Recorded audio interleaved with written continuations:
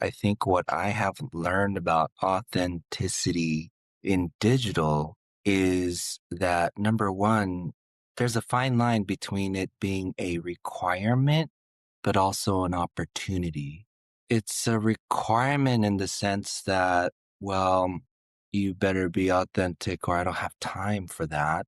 And Mm, it's an opportunity in the sense that perhaps the promise of digital has been to be able to address things about people's lives that are not able to be addressed in their usual quote unquote in person life.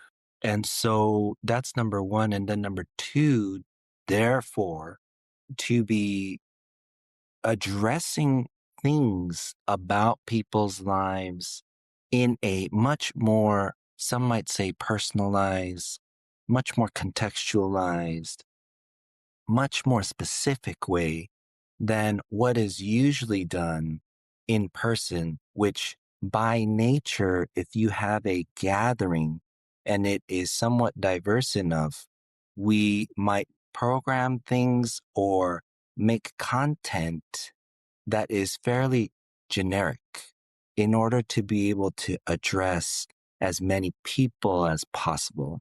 And it cannot necessarily go into personal things.